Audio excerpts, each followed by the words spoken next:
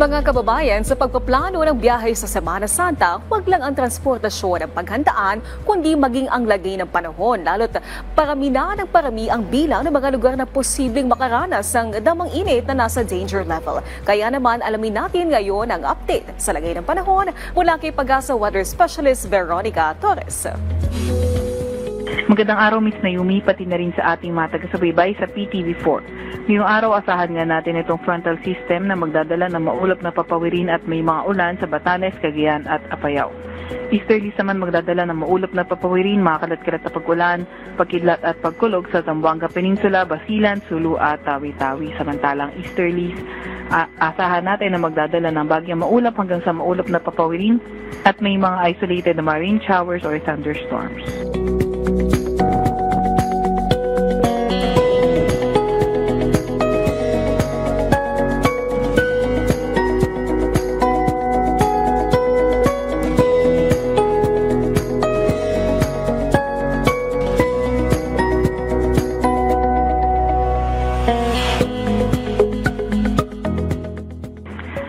Wala naman tayong nakataas na gale warning sa kahit anong dagat baybay na ating bansa.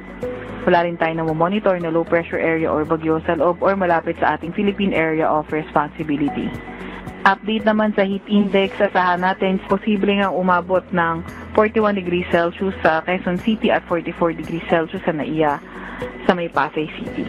Mga nasa danger level na heat index, 44 degrees Celsius sa may Asiaga Isabela, 44 degrees Celsius naman, posible sa may Cavite City, 43 degrees Celsius ang heat index na posible sa may Subic, sa may Olongapo City at sa Ildefonso, Bulacan, 43 degrees Celsius sa may Pangasinan, 43 degrees Celsius rin naman sa may Tuguegarao City, sa may Cagayan, 43 degrees Celsius sa may Tanawan, Batangas, 43 degrees Celsius sa may San Jose Occidental, Mindoro, 42 degrees Celsius sa may Baler, Aurora, 42 degrees Celsius rin naman sa Iba, Zambales, pati na rin sa may Muñoz, Nueva Ecija, 42 degrees Celsius sa may Tarlac, 42 degrees Celsius naman sa may Puerto Princesa, sa may Palawan, sa may Cuyo, sa may Viraca, Catanduanes, sa may Iloilo, sa may La Carlota, Negros Occidental, Catarman, Northern Samar,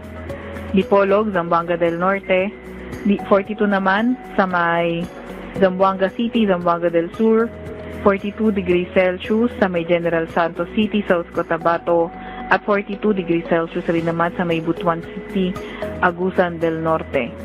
Nasaan nga natin sa Holy Week na posible pa rin na maging maulan sa mga susunod na araw, at least in the next 1 to 2 days sa may silangang bahagi ng Northern Luzon dahil naman yan sa may frontal system. Sa mga susunod na araw, posible nga sa starting tomorrow, possible sa malaking bahagi ng bansa kabilang ng Metro Manila, magpapatuloy ang partly cloudy to cloudy skies na panahon at may mga tsansa ng mga localized thunderstorms.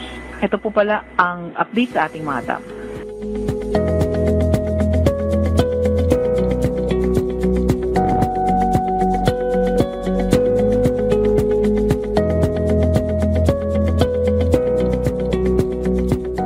Atin nga muna pinakahuli sa lagay na ating panahon mula sa Weather Forecasting Center ng Pag-asa, Veronica Torres.